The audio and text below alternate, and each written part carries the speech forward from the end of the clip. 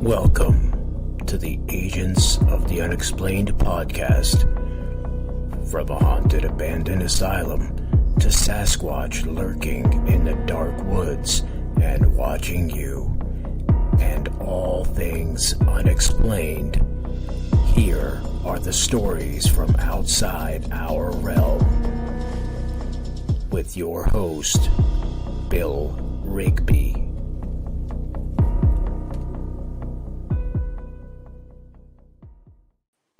Hey everybody. Well, it's like glitching the plans. Michael Cook, he's working till 9 tonight. Gwen's just getting home from work, and she hauled that kid that was really sick this morning. She thinks she caught what he had, so she's not going to be here. But I do have my mentor, and the one that has taught me a lot about researching. And we got Jami with us tonight, and I'm very happy he's not sick. No. Yeah, but because I know how it is, because I was sick a lot lately.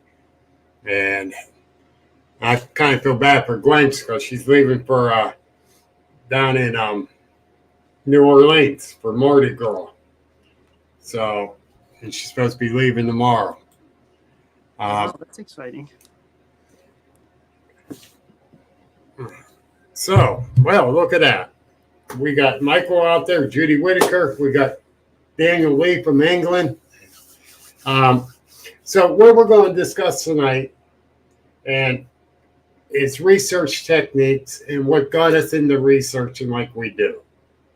And there's a, oh my goodness, the one and only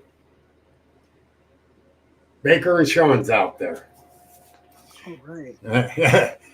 Now we got to be on our best behaviors. Oh, jeez. But, you know, we all got our own certain way of researching.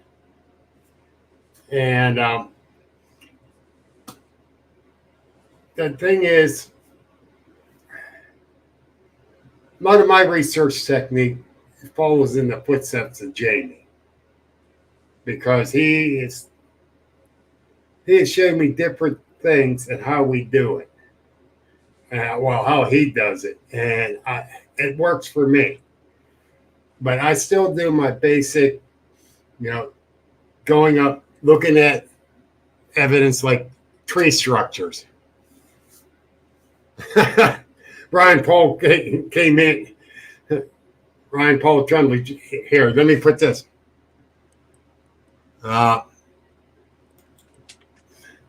Came here for sole purpose of trolling. Oh, thanks, Ryan.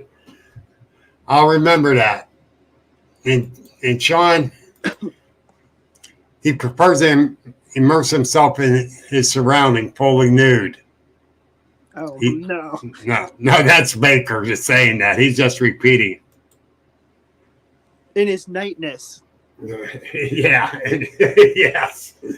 No, these guys are not right tonight. And Baker goes, I was touched by a hairy beast too, but I got ice cream afterwards. Oh, I bet he did. Oh, I know he did. We're in trouble tonight, Jami. But like I've been saying this right along. Tree structures can be debunked, 80% of them. But there's that 20%, and I found 20% that, wow, what has caused this? I actually found trees upside down with the root ball in the air. Now, I'm not talking, you know, little saplings. I'm talking 30-inch round. So, yeah, it is what it is. You know, I cannot say Bigfoot did it because I didn't see it. Jami, you and tree structures. Well, you know, I think that every tree structure that you look at, you have to actually look at it and say that you potentially it could be made by anything. You know, really natural things, you can really develop a sense whether it was done naturally. If it looks like it was created or designed, there's something more to it, but you can never say that it's Bigfoot. I mean, it's suggested like that it is Sasquatch behavior, but that's all it is a suggestion. Yes, and that's the thing. I've yet to say anything was definitely Bigfoot. I mean, I personally do like the tree structures. I like the ones that are teepee designed and stuff, but that's just me, and that's my personal liking when I find them. Like Jenny and we've been mapping these structures that we found around the Shenango, and I've shared it with different groups, but really in the back of my mind, you always have to think there's human activity because you just don't know. Well, that one area you and me went, where the vines and stuff with the branches and all that formed it like a teepee. Yes. Then that one time I went back there by myself, I believe I sent you the picture of the red ribbon that was inside there. Right. And I go, did you put that in there? And you went, no. No. I do a lot of that stuff though. Like I really one of the best things to do when you're a researcher is study different techniques of people, like different podcasts, listen to how people research. And like I learned a few things from Canadian researchers that I liked and started doing them, and found out that there's some cool stuff that you can actually develop activity. I don't know whether it's human, I don't know what's doing it. Raccoons might be doing it, but it's different things. Like I use just ridiculous things like yarn. I'll make yarn things in the trees. Right. But the one you're talking about, that was not me. Yeah, and it's like it couldn't just blown in there from where how that was set up. Right. That was sat in there. And you and me both felt energy inside that structure. Yeah. And I got to take my meters there one of these days. I think too, like when you're researching, or I don't even call it researching, I call it observing. Like you have to understand places why you would want to research in an area. Like you keep going back to Salt Fork because that's where you had your encounter. I micro studied the Shenango because that's where Jenny and I had our what we believe to be a Bigfoot encounter, not once but twice. And then we've actually been validating what we found with other stuff like prints and these shelters. But it's also all subjective because we don't see a Bigfoot making it. Exactly. I sent you the picture of that one teepee one, but the more I studied the picture after the fact, and where it was located, I was more intent on saying that was human. And that's good that you can go back and look at something and say that you think it's potentially not Bigfoot, that it's human. Yeah.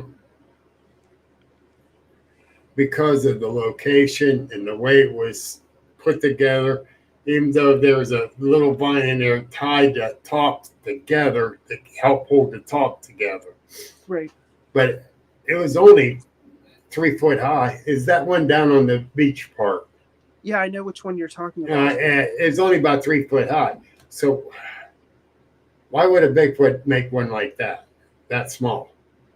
I don't know, but what's interesting, Bill, about where that was located? That's also not very far from where Jenny and I found our very first, what we believe is a structure or architectural design. Right. It's very close to that.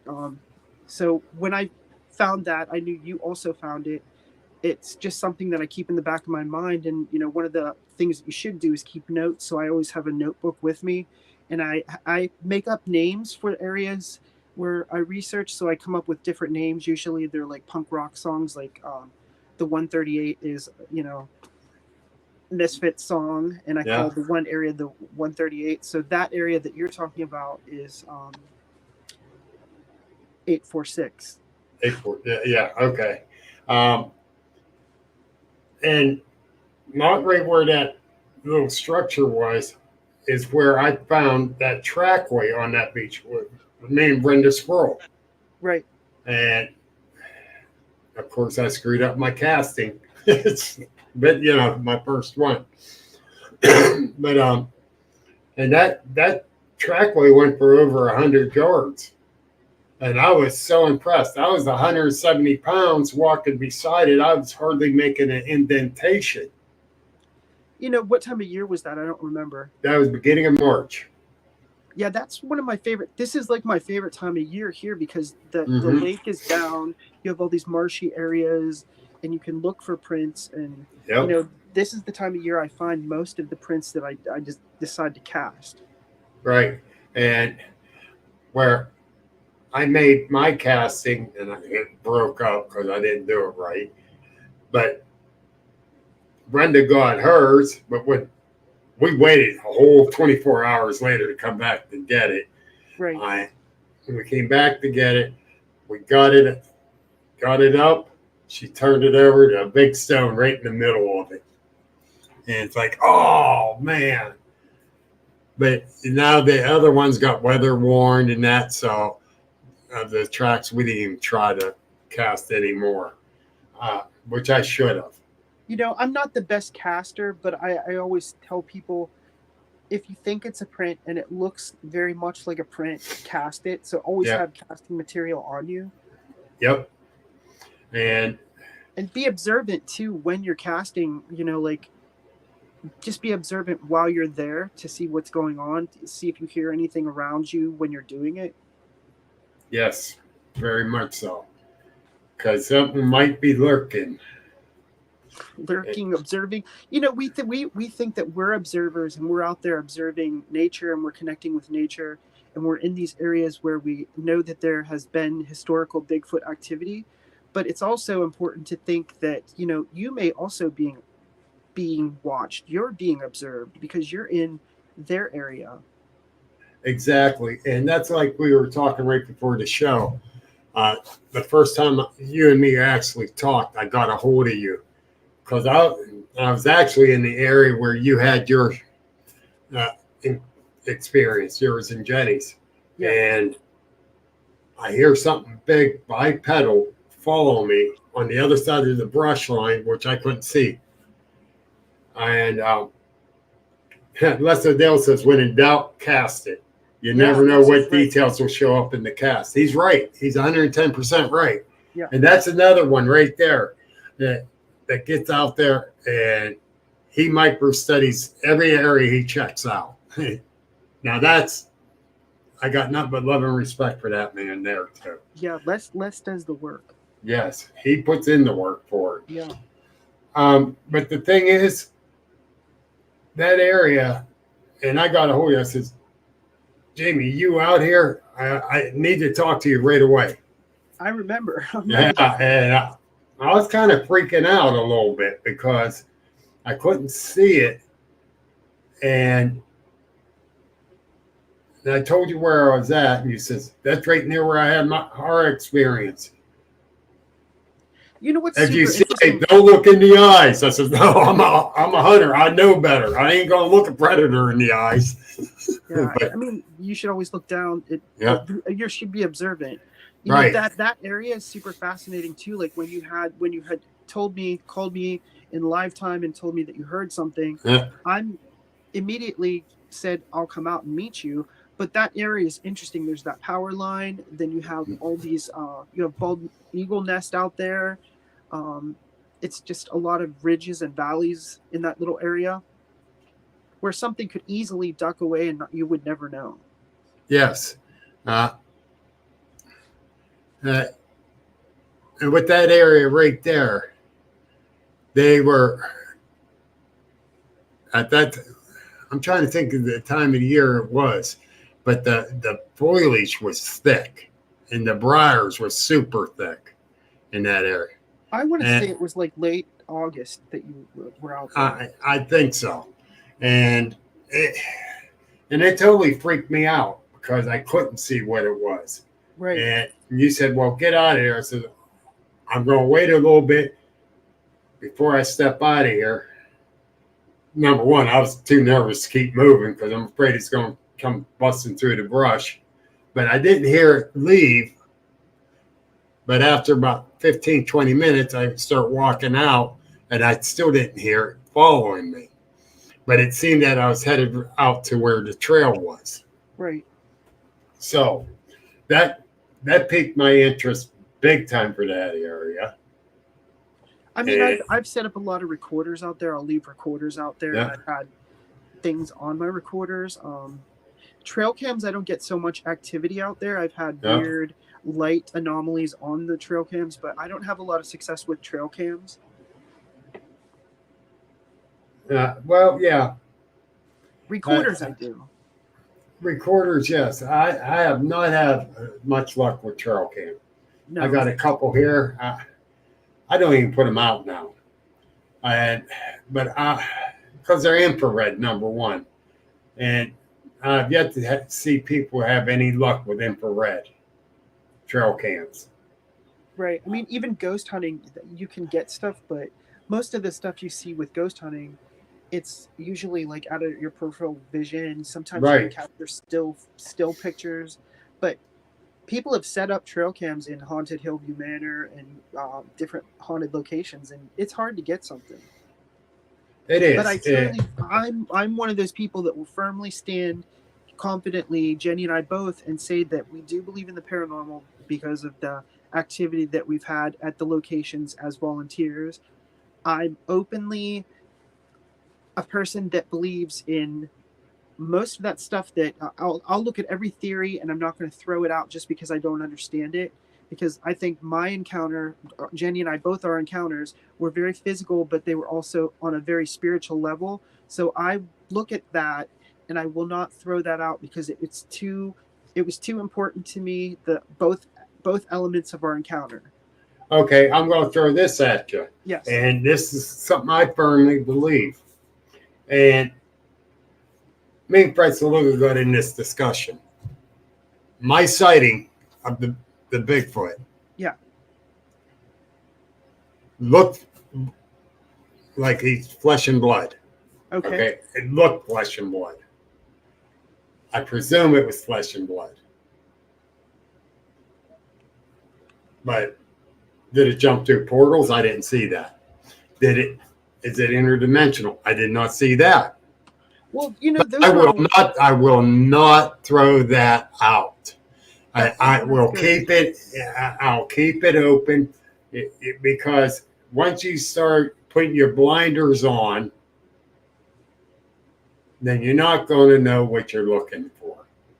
Right, and those are just created words. Like, we don't really know what interdimensional portals really, really mean, because nobody's scientifically showed us what a portal or a interdimensional existence is. But that doesn't mean it doesn't exist. Exactly. I believe in energy, and energy, like Einstein and all of them say that if it's all energetic, and truly it is all energetic. Yeah.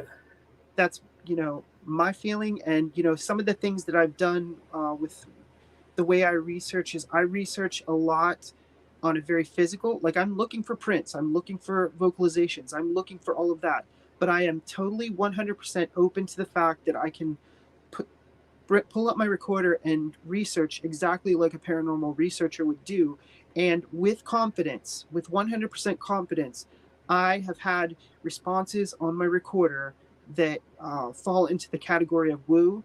And I'm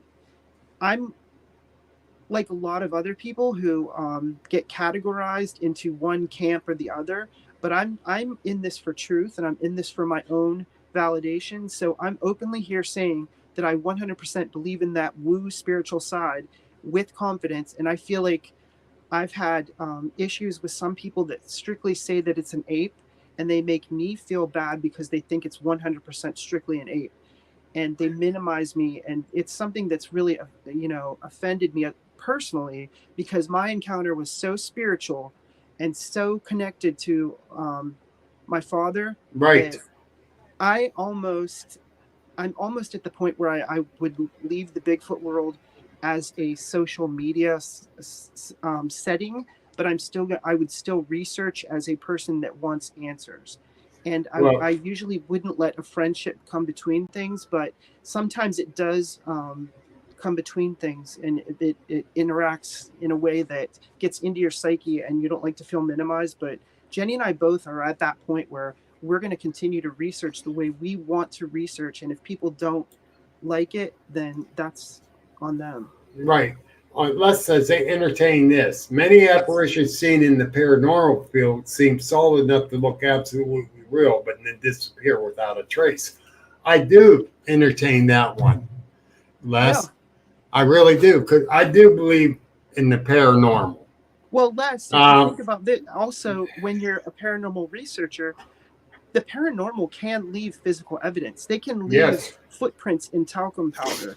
They can leave those footprints. We've seen it at different locations. So there is a physicality to even the paranormal like that. See, I got a problem with someone telling me, I'm going to use this as an example because I did get kind of mean with this person because he totally ticked me off because he's going around telling everyone Bigfoot jumps through portals. That's how he does it. And he's really pressing the issue and telling everyone. And he's standing there being so adamant and so mean about it, basically. And a couple people sitting next to me says, "Are you listening to this?" I says, "I am. What do you think?" I said, "I'm keeping my mouth shut right now." And the more he kept getting in other people's faces, finally I had enough. I stood up and I said, "Excuse me." He turned, "Yeah." I says, "They jump through portals?" And he went, "Yes, they do."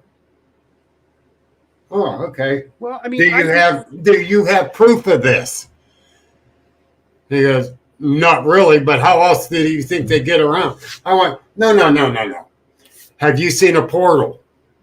No. Have you seen a Bigfoot? No. So you have no proof. He goes, "Yeah." I said, "Then sit your ass down and quit trying to tell people exactly what it is. Tell them it's your idea of what happens. It's your perspective. But don't tell them that's how it happened because you don't know. I don't know." But, I guess one of the things that's lacking in the community is respect, mutual respect. So yes. if I heard somebody say something that I didn't necessarily agree with, I would just smile and, I would archive it in my mind and think, I could be wrong or they could be wrong. Yeah, exactly. But when they start forcing the issue, and Johnny says they're a spiritual creature, and I do believe that. And so do you, Jami, because with your experience, because you're a dad and everything. Right. And I got to agree with that because I think they are too. But, the thing is, we don't know all the answers. We know honestly, for me, I think that you hear a lot of researchers say that they have more questions at the end than they do going in. And that's the truth. The truth of the matter is it's good to have these healthy questions that you have going. And, I think it keeps me going forward when something new happens that I can't explain. And that's what drives me more. Yeah. And that's what drives me too. That's what drives me too, because I look at these things and the different experiences people's had, right, and try to find similarities. And you and me started to talk about that earlier. There is similarities in everybody's report. Not everyone, but there's a lot of similarities. But there's a lot of difference too. Well, I think you also have to look at the people that are witnessing and having encounters. What's the similarity with those people? Psychologically, is there anything that's similar with them, or have they had experiences with other unknowns like UFOs or ghosts? Have they had those? Because it could boil down to maybe there's this, and I use it because this is just the way I look at things. Energetically, is there a different frequency? Are they vibrationally different than other people? Because as humans, we all emit a vibration. We all have a frequency. We're all tuners and receivers of information, and that's how I look at everything out there. Yeah. Even at your paranormal thing, Jenny and I used that plant wave, this thing that connects to the plants. And Go ahead, rub it in because I couldn't get to watch it. Yeah, it's super fascinating, but every plant and everything has its own frequency and Yes. tone. Yes, and they did. And that's, I've been saying that right along with you. And that's why I wanted to catch your thing at my conference last year, but I got pulled away and I missed it. And well, this year I got someone videotape. Well, Ryan O'Shea's going to be there videotaping the speakers, and I will be able to see it. What's that? Maybe I'll do it at Gwendolyn's. Oh, that'd be awesome. That'd be awesome. I'd love that. I get to see it. But let's go toward infrasound. Okay. Do you believe or don't believe in it? Oh, I 100% believe in infrasound, and I can say that I do because, you know, the background that Jenny and I both had as tour guides at Mansfield Prison and Haunted Hillview Manor. Right. Everything that you connect, everything that you collect on a recorder, like I have different recorders that I use. So Olympus, right. I have this one, Panasonic.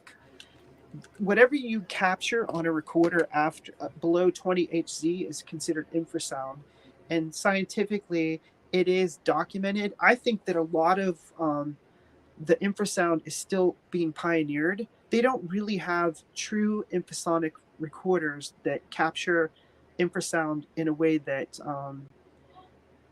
is mass produced for regular people. They do a lot of seismic recordings and stuff with infrasound, but mass production of it, not really. But you can utilize what you have in front of you, which is a recorder, and the recorder, if it picks up something that was not vocalized with your human hearing, then that's considered infrasound. Yeah, okay, because the reason I'm saying that is because I know I got hit with infrasound twice. Okay. Once was 99, 2000. Like, you're saying infrasound as in like zapping, like that's yes, the word that they use. Yes. Okay, so zapping. Sure. I don't know if bears can do it. Now I was bear hunting the first time I got it, but I was headed south. I ended up west, 3/4 of a mile where I started at.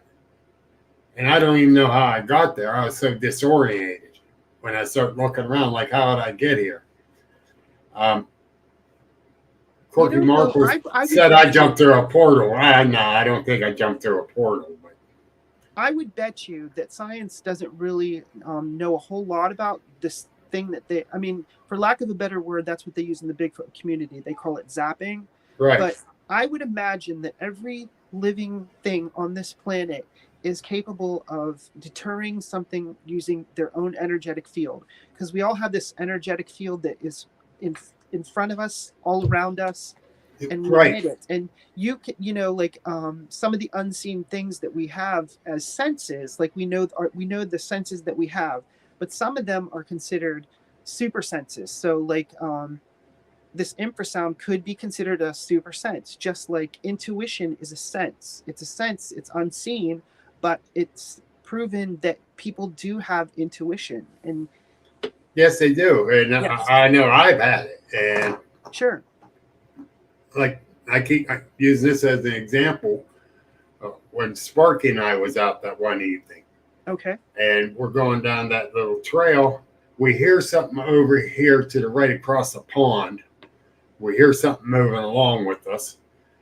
As we're headed down the trails, the brush gets thick on both sides. Now you got the lake to the left of us, pond to the right.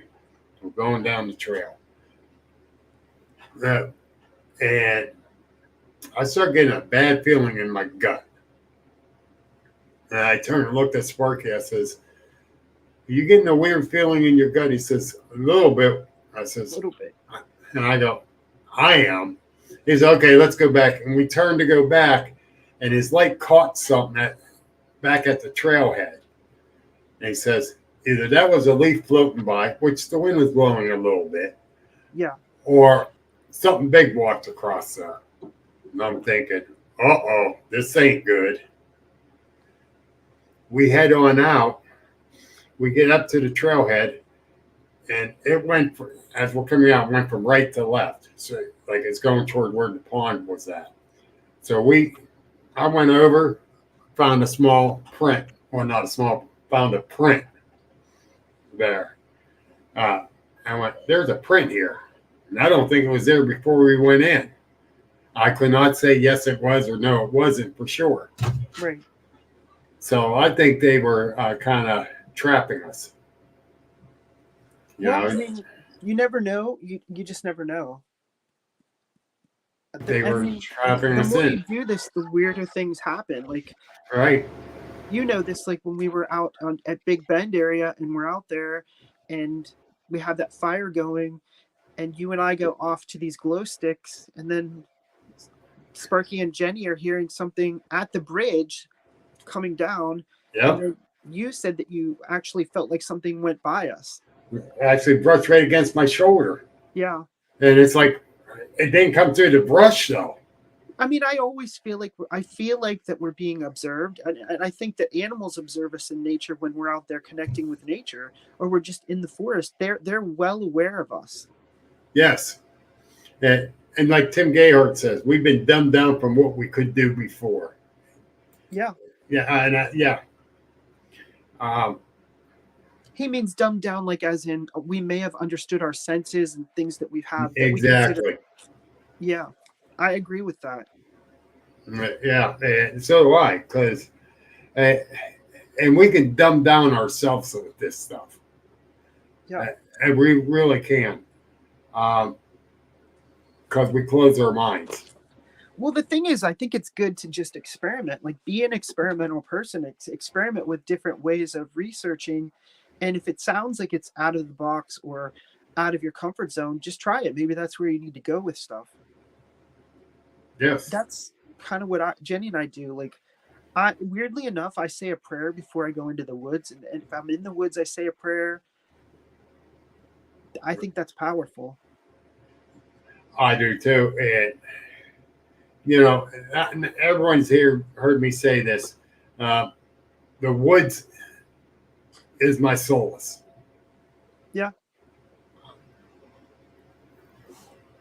It's very peaceful. And, you know, like the woods, the forest is interacting with us as much as we're interacting with it. We're part of nature, and we forget that we're also a part of that nature. Right. And let's ask, Jami, do you feel they could be a physical being that's able to manipulate their vibrations? Wait, say that again. Do I think that they can manipulate our vibrations? Their vibrations. I think that with almost anything, you have to match the vibration in order to have an encounter. Like, Jenny and I really studied the 12 universal laws. More sense than a lot of things. Like, if you really go home, Google the 12 universal laws and start researching them. And a lot of it has to do with consciousness. And there are ways that you can connect consciously. And it's been documented how people can collectively, consciously think about peace and world peace and make that happen. You know, things can happen when people collectively think of things. But yes, that's what we use. Yeah. Now, when we were out star watching, yes, and you use that format for that. Yeah, it's all a protocol that you know. It's a protocol that Dr. Stephen Greer came up with, but it definitely works. And I know some people don't want to hear anything about Dr. Stephen Greer, but I think he's pretty genius. And I think that, you know, the times that we've used his CSETI protocol, we've had things happen, like without a doubt. And that's all human-initiated contact. So if we think of ourselves as an instrument of communication, and there's something on the other end that you're wanting to connect with, you definitely can make a connection. Yes, and the thing is, we didn't have much when I was out there with you. Right. But we felt the inner peace of it too. Yeah. And that makes a difference. Well, I mean, it's all like fishing. Like, you know, some days you're going to have good days, some days you're going to have bad days.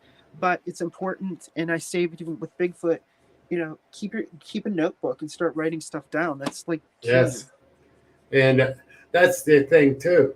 You've said that to me from day one. Yeah. And you keep track of just about every little thing you see up there. I do. Like I do a lot of drawings. Like I'll draw these structures that I find. I'll count the number of branches that are in them. I'll go back and look at them. Like I just looked, Jenny and I were just out hiking the other day, and we went to a location where we found one of these architectural structures that was definitely created, not natural. It was created. And, we watched the slow decay of it, and it's interesting to watch that too. Right. And you document all that. Yeah. And Les says he would love to hang with you all to learn about this. Les, I'm telling you, it's very, very interesting. Yeah, I would like that, Les. Yeah. There's, like I have this bucket list of people that I would really love to research. And, Les, you're on that list. Kane Michael down in Hocking Hills is way up there on that list. There's a Canadian researcher, Leanne Carnegie. She's high up on my list. Sean Forker and Baker are definitely up there on that list of people. Bill, same. Oh, come on now! Wait a minute, Baker. Yes, Baker. He's fun. Yeah, he would be. Yes. I can't wait to see those guys on the 30th. I really can't. That's my thing this year. My thing is really going to be more about being researching with people and connecting with people, but also connecting with the way they research too. Yes. And less of the events and stuff. I really like them and I like to support everybody, but it just, for me, it gets a little too much because I don't like crowds and I get uncomfortable with a lot of people. Well, the thing is too, I got 4 speaking events this year. And I think that's, if I'm asked to speak anymore, I'm going to say no. Well, that's a healthy number. That's a good number. I'm going to say no because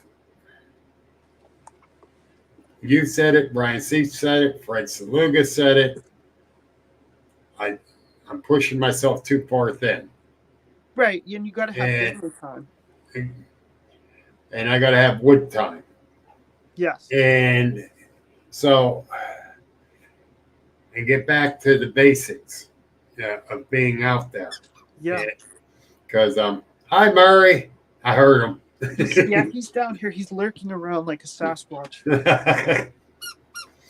And his squeaky toy. Oh, yeah, of course. You got to have that. You'll be hearing Venus pretty soon bark as she's being taken out. Sorry. But that's all right. But the thing is, too, when you go out, you're not only trying to connect with trying to find evidence, but you're connecting with nature. Yes. Okay. When you're connecting with nature and try to understand more what's going on with nature. We say connecting with nature, but we're communing with nature. So we're part of that nature. So we're vibrating right along with nature. Like, when you asked me to come on and talk about research, I thought, what am I going to talk about? Like, what do I do different than other people? And I think that most people that have had a Bigfoot encounter, then they've seen TV shows, they know what to do. But, like for Jenny and I, we do a lot of, I'll call it weird shit. And I'll just show you. While you're grabbing that, Les says healing the soul. He's 110% right. Yes. So like, Les, you're right. You're absolutely right. It's very therapeutic for everything to be out in nature. Like this, I'll leave this out on a tree stump in the Allegheny National Forest when we're camping, and it's a tic-tac-toe board just to see if anything has changed or moved. And, even in my mind, I feel like something's observing me. Maybe they watch me put this out there and they'll come along and move it. I've had things moved, changed. We did that at Shenango at Big Bend that time.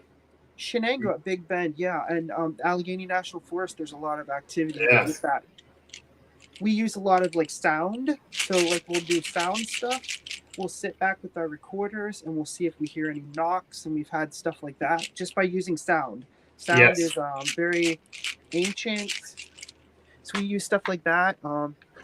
Scott Gear, his daughter was into like painting rocks and stuff, so we would leave like little rocks out near our camp to see if they got thrown or moved. And we've had stuff happen. We've had rocks appear that were not there. We have like this little matrix board that we use with like little stones. There's like different little stones. We leave them out just to see if anything happens. We've had stuff happen. I have this little gifting thing that Jeff made me, Jeff Weingart. Yeah. So Yes. it's just a little wooden thing that looks like it's part of the forest, and we'll put stuff in it like pine cones. I have a little tiny Bigfoot that I leave in there. Really, this is crazy, and I'm going to show you this. But this was left inside this thing. So I don't know if you can see it. No. It's like this weird gold nugget gem was left in here in the Allegheny National Forest.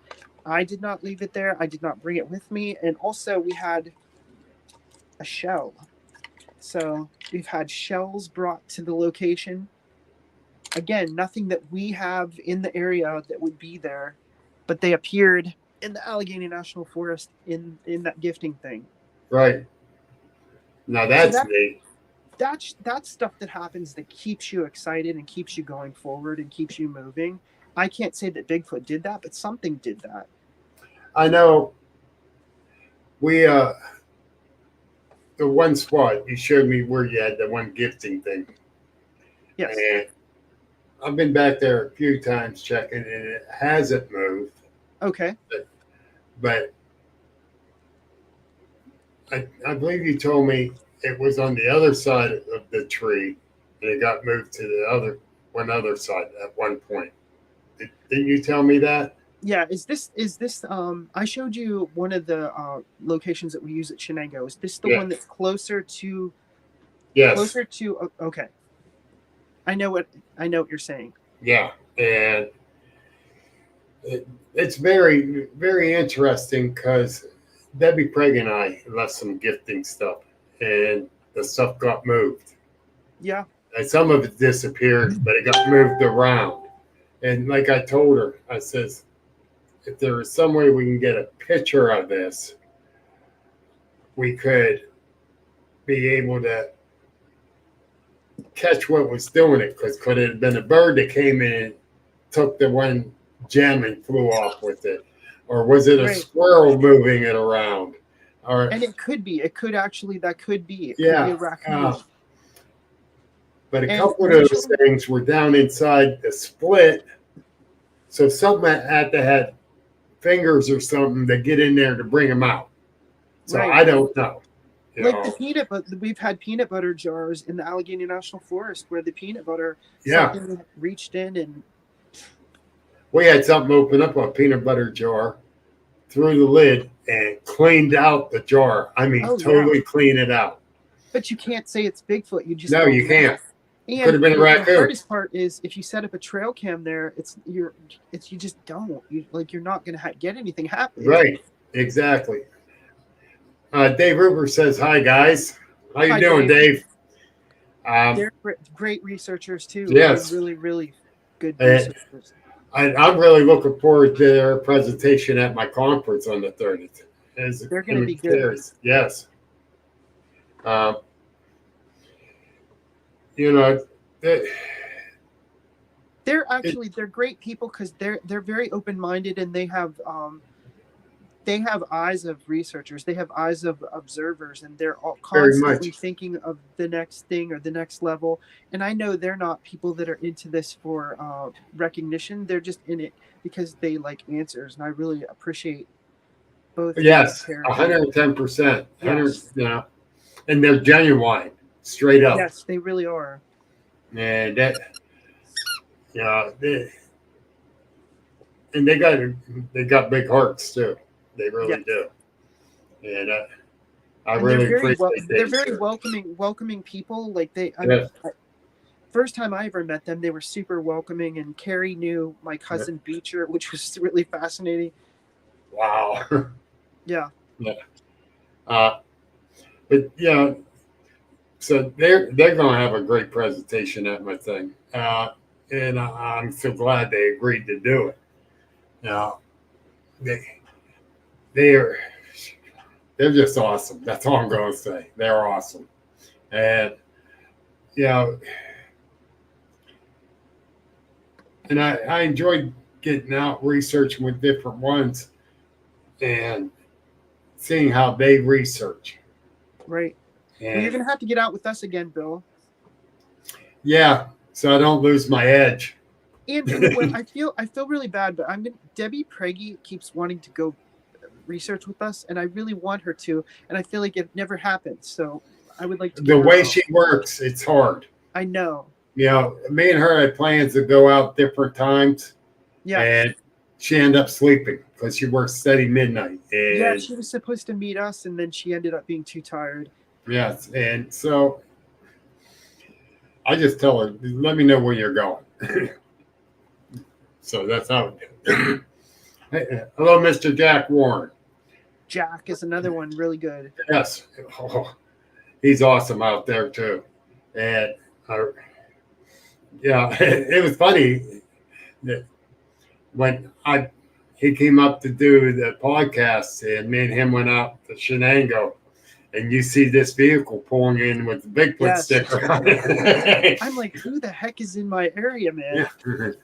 I don't recognize this vehicle. And I have to say this, like, legitimately, we like to think that we're not territorial, but I'm territorial. Yeah. Yeah, you kind of yelled at me a couple times. No, I didn't. I'm like, oh my gosh. Yeah, but you know, that area though has so much going on,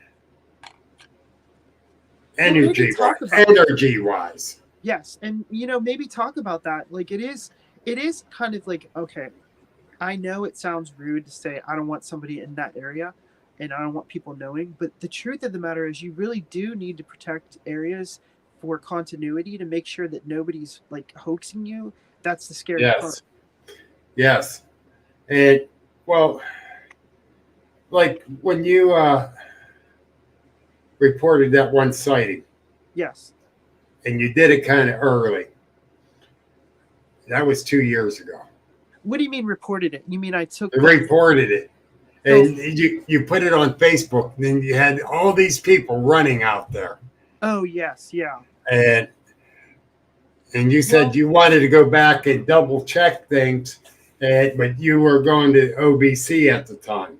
And that's shortly after we found that trackway, I believe. Right. You know, that's kind of like a live and learn moment where you think to yourself, I have to like rein it in a little bit and reel it in.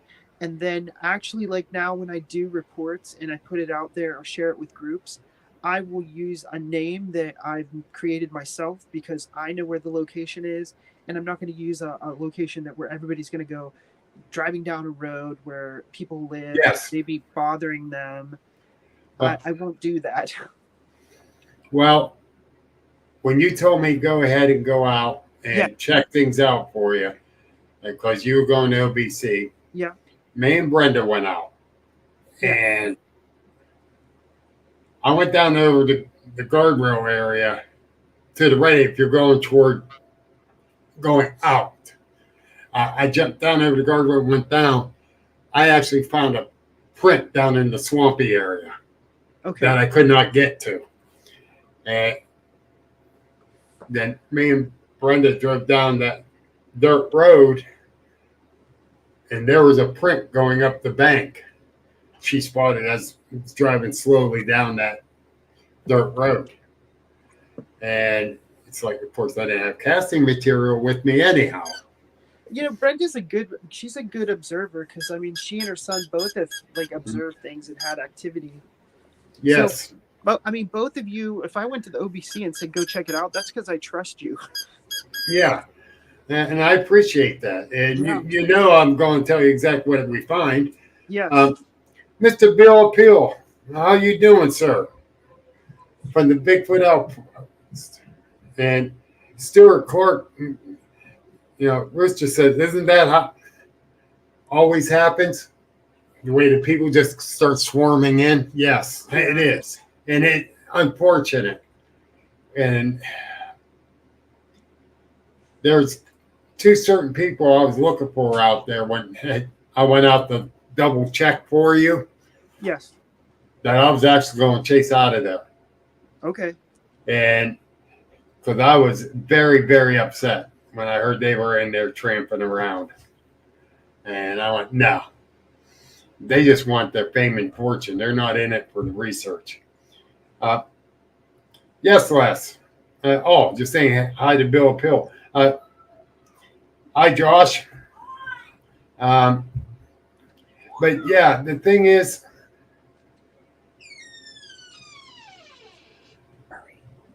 sorry. You know what, Jack?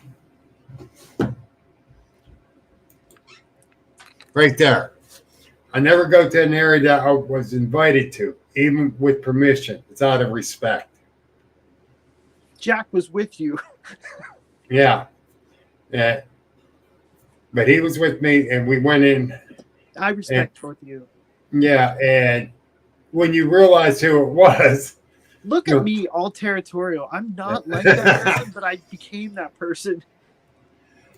Yeah, I see a car with an out-of-state plate and a Bigfoot sticker. Bigfoot bumper stickers. I was like, oh, no. Are you kidding? What got me, I'm going down that trail by myself the one day. But the people from the dam, they were walking up, the two girls and the guy. Okay. And I said, hi. I says, I'm just down here, Bigfoot. They looked at me kind of funny. I says, yes, I know Jami comes down in here. Oh, you know Jami? I went, yes, I do. Then they were more friendly about it. Okay. And so you're pretty well known with the Rangers there. Yeah, I'm friends with them, and they know me, and yeah, they look out for me, and I look out for them because there's a mutual thing where they say, Jami, if you see anything, let us know. Yeah, give us a call, because there's people people think bigfooting's safe and you're just out there in the woods and it's daytime, nighttime, but there's also people out there with warrants for their arrest. There's people that have been living in a hillside with guns. Yeah. So it can be a dangerous place sometimes. Yes, it can be. And I mean, Sparky's been with us when we had walkie-talkies and we're talking, and there's mobile meth labs. Like, people come in on the water, cook their meth on land, and then go back out on the water. It's dangerous. Like, there are dangerous moments. There is, and you wouldn't think this small area would be like that, but it is. No, it is. And something I learned years ago, you got to keep your eyes open no matter what you're doing, where you're at. Right. Like the ranger told me, he said, if Jenny, if you find a cooler in the woods with hoses sticking out of it, do not open it. And I was, me being naive, I'm like, why? It's a cooler. Well, because they probably cooked meth in it, and it's very dangerous. Yes. Luckily, I've never seen that, but, I'm sure it exists out there. Probably. Yeah. Well, you actually found a place with a pentagram out there. I did. That was really an eerie moment. But then you got to, I told Jenny about it, and Jenny's like, well, the pentagram is considered a natural thing, and, it's not necessarily evil. And I completely agree. It's not necessarily evil, but it's kind of creepy to find when it's like 7 a.m. and there's fog and all around it. Yeah, you shouldn't have said that when I was taking a drink. Thank you. Yeah. Because the visualization, but you already told me that story, but still. Right. But the thing is, we try to, keep an open mind, but you stumble on something like that there, it starts to freak you out a little bit. It can, yes. Yeah, so, yeah. I mean, there's people in the woods who freak me out, like, legitimately. Yeah, I come across a few myself, and I can be a hard ass. I ain't gonna lie, I can be a hard ass. And they kind of made the hair on the back of my neck stand up where the hard assness started to come out, because I did not trust them. Right. And because you usually can pick up on people that are out there that are just good people. Their vibration, right? Their Yeah, frequency. yeah, exactly. Charles Manson, you would know Charles Manson's bad. No, because he was a sweet talker. Was he? Yeah, he did kind of lure people. Yeah, he did. So, well, but looking at him, I would think he's creepy. Yeah, just look at those eyes. Right. But the other thing, like when we're out there, which I'm very bad for this. Okay. And you, Carrie Rupert, do the same thing. 1,000,001 pictures. Sure. I think that's a good way to document. Gwendolyn does that too. And so you guys take so many pictures, which is great. Bill, here's the thing too about it. We're hiking. Nature's beautiful. I'm going to make the best of that day. If I don't find Bigfoot, I have at least evidence that I had a good day. Yes. And I'm just enjoying what I'm looking at. I'm not thinking taking pictures. I can't get my head to wrap into that. Say, got to get a picture, got to get a picture, got to get a picture. You know, before I'm a Bigfoot researcher, I'm a hiker. Before I'm a hiker, I'm a lover of nature. So all those things are who I am. Yes, and that's the thing. Yeah, I spent countless of times in the woods. Yes. Throughout the years. I'm 65 years old.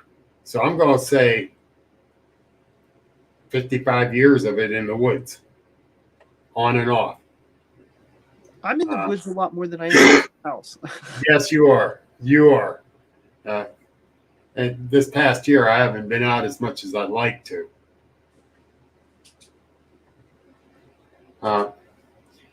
That's the thing. We've got to get out there more. And that's why I'm cutting back on the things I'm going to and doing so I can get out more. Yeah, you got to keep a healthy balance. Like, you really do. You know, Bigfoot is Bigfoot. You know, like people either going to believe or they're not going to believe. People either had an experience or they didn't. And, you know, like when your algorithm on Facebook becomes Bigfoot, it becomes Bigfoot. And you think everybody believes in Bigfoot, but they don't. Like, they don't. That's the thing. I lost 2 friends over Bigfoot. That's a shame. That's really sad. Yeah, well, all right, let me change that. 2 acquaintances. Okay. I thought they were friends. Because they didn't believe and they think I'm an ass. I said, have I lied to you before? No. Then why am I going to lie about my sighting? Why would I do that? Right. Well, I don't know, but you're an asshole. Well, okay, no more discussion. So, and that was it. That's the last time I talked to them. Right.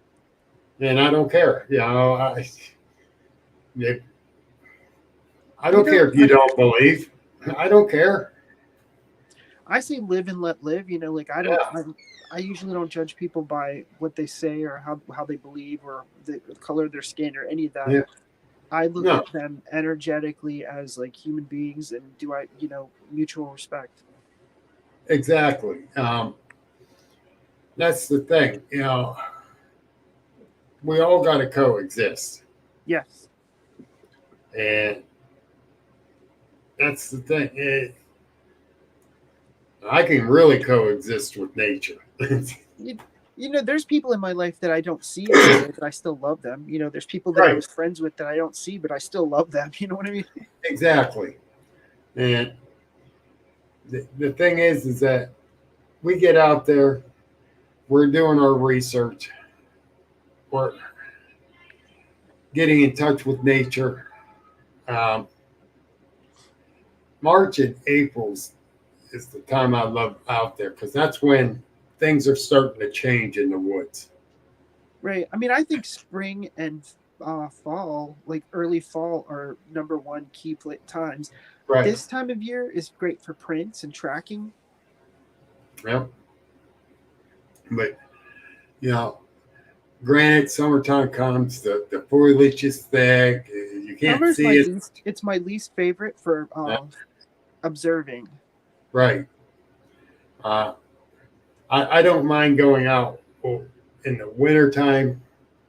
This winter I couldn't get out as much because of the upper respiratory infection 3 times. Holy cow. Camping's good in the summer, but like I think there's a lot going on. Yeah. Unless it's just too hot. What, in the wintertime, less? Too hot. Yeah, Jenny. Les hates summer. Les hates the summer.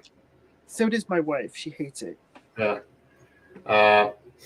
Jack says spring, new life, great weather. Yep. I enjoy this spring. I really do, because everything's coming alive again. Yeah, basically. You see so much more movement out there too when you're out in the woods. You see so much as foliage is starting to turn green.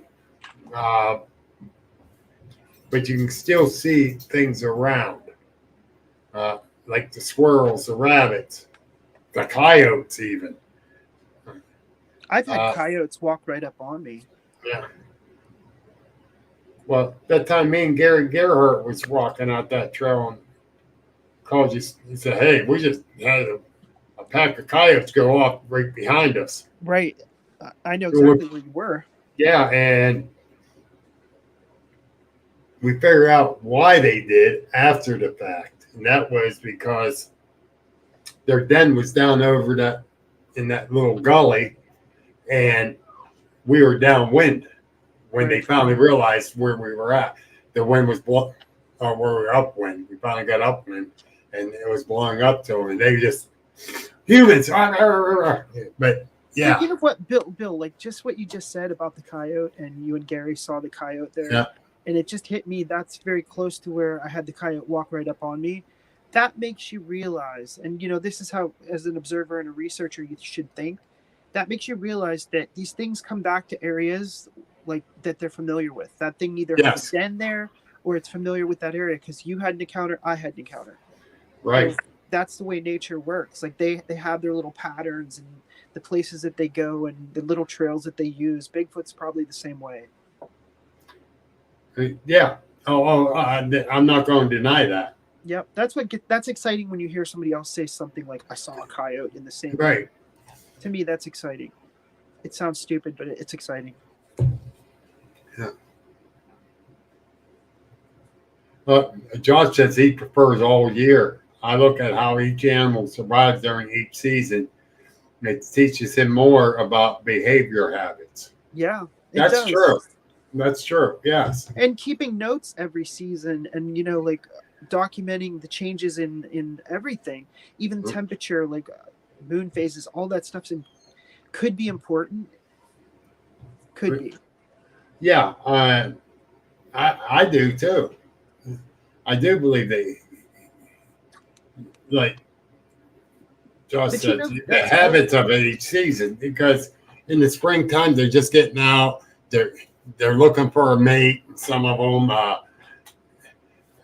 summertime they're hunting and trying to bring food to the family. That's how you develop patterns too, when you keep notes and stuff. Like, yeah, I think pine cones play a huge role in what I believe is Sasquatch activity. I found a lot of pine cones in and around areas that I gift, and it's just interesting. And pine cones are like the sacred geometry, so they're perfect. And what kind of animals eat them? Squirrels eat them. Bear will eat them for protein. Well, that one area near the beaver ponds, where that pine grove is at. Yes. Me and Nate Hinson was walking through there, and we had Venus with us, and as we're walking. Yes. But all these pine cones were piled up around the base of the pine trees. Okay, that can be squirrel, but but every pine cone. Yeah, I mean, around every tree, that was weird. Yeah. And I can't see a human going around trying to rake up all of them and put them at the base of the tree. Well, what I've found too with the pine cones is I found them almost like rock cairns, like stacking. When you find them stacked in a tree, in a nook of a tree, that's always interesting because it's an architecture. There's an architecture to it, and I always look for something that is created, not so much natural. Right. Like you brought up the rock cairns. Now, oh, really, Les? He found his first track in a pine forest. Yeah. I mean, you think about it, the ground is softer usually in pine forest. Plus, I like going in the pine forest in the wintertime. Yeah. You see a lot of animals. Yes. Because the pine needles put off heat. It generates heat. And that's where your deer and a lot of them, when the weather gets real bad, they go up into the pine groves. And people didn't know that. And a lot of these young hunters didn't know that. I had to tell them. I mean, if you're a hunter and you want to relax and have a comfortable seat in the forest, pine forest. Yeah. That's where I always went. Yeah. You got a nice soft seat. Yep. But all right, Bill. I was. Yeah. Anyone have any questions or anything? I don't see anything popping up other. It's easy to spot any movement when the pine duff is disturbed, and that's from Les, and he's right. Because where all those pine cones were piled up, and yeah, Stuart, yeah, Rooster, yeah, you have been in the pines the last few weeks. I've been watching some of your videos, but you can tell what's been through the pines. Excuse me. And thanks, Steve. And I always check out when the pines. Every chance I get to see what's been through there, what's been disturbing it.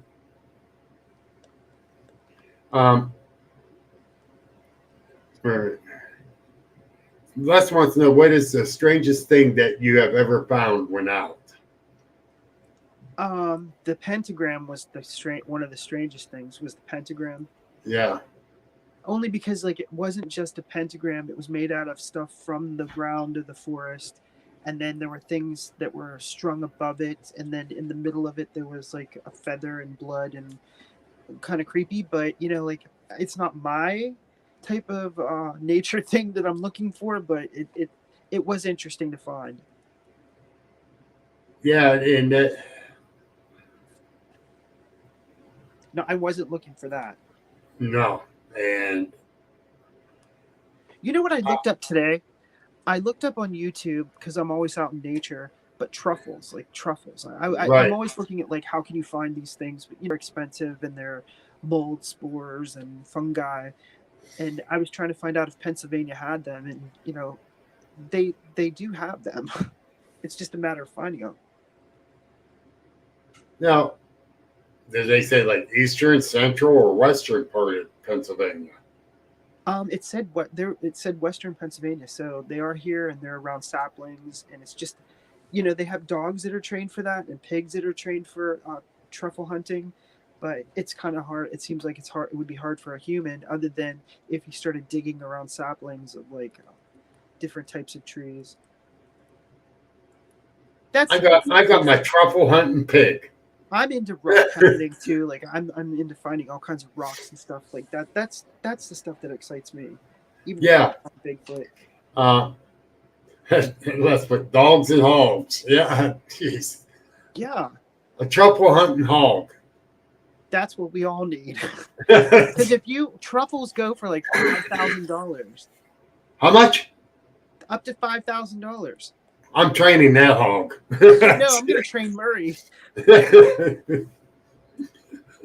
Venus, you got a new job. Truffle hunter. Oh my. Yes. Dave and Carrie could do that. That's their next project. Truffle hunting with me. Oh my. Hey, I'm coming to that one because Dave's cooking. We'll split the money. That's a great way to fund the research. Yeah. 100%, man. Gary, you are late, brother. Hope everything's okay. Gary Overfield. Gary, hi, Gary. But yeah, the thing is that I didn't know truffles are around here. I think that they're in several different states that I looked at. It's like North Carolina, Virginia, Pennsylvania, Maryland, Iowa. They're here. It's just a matter of finding them. Man, I got to check this out. They're a fungus. It's for They're a fungus, for a so... fungi. For the fungi who's looking for the fungus. Yes. But it seems like they're underground, so they're you have to go like a couple inches down, and they're like they look like a sponge, and they can be black or they can be white. But it's better to have a dog or a pig that's trained, is what I'm learning on YouTube. But you got to have them to train them to sniff it out. Yeah, and you can probably order that stuff on Amazon. You can probably order one. Yeah, for $5,000. Anybody that could train a cadaver dog could probably train a truffle hunting dog or pig. Hey, we get Gwendolyn to do that for us because she got those bloodhounds. Yeah. Yeah, buddy. But all righty. Yeah, it's like 8:12. We're going to get on out of here. Jami, thank you 1,000 times over, brother. No, you're welcome. And I'm just sorry I didn't get to hear Michael and Gwendolyn. Yeah, Michael ended up having to work, and Gwendolyn got sick. How dare she? Well, I missed being with them, and Jenny. Yep. She's on her secret squirrel mission here. Uh-oh. She couldn't be on here tonight. Yeah. But I talked to her earlier today. Was she on her secret squirrel mission? No. Okay. She's on a mission, but not a secret squirrel mission. That's what we just called it. And she had to set me straight, so. Uh-oh. No. She sets me straight all the time. No, someone got to. Yeah. Yeah, like that sets me straight. Yeah, no, I talked to her earlier about a couple things, and she messaged me, and I just called her. Okay. And because I didn't feel like sitting there texting. Yeah. Plus, Jenny has a good voice. Yeah. Yeah. Does she win the arguments? Oh, yeah. Okay. Yeah. I'm a smart dude. I'm not going to deny that. I'm no dummy. I'm not going to deny that. Beth wins all my arguments. Yeah. Just ask her. Peaceful life. Yep. Yeah. Happy wife, happy life. Yeah. It's true. Yes. But all right, guys. Jami, definitely thank you. Yeah, thank you, Bill. Yeah. Thank you for everybody who listened. Mike ended up working, and Gwen's getting sick, and she got to go down to New Orleans tomorrow. She's supposed to be leaving. She better not screw that one up. They're going down. Yeah, they're going down to the Mardi Gras. Their annual trek down there. You're right, Grip. Happy wife, exhausted husband. Yes. Yeah. But all right, folks, you all have a great night, and we will talk to you again soon. This has been an Agents of the Unexplained original podcast. Like us on Facebook, subscribe and view on YouTube, and please visit our store link in the bio. Thank you for listening, and remember that paranormal is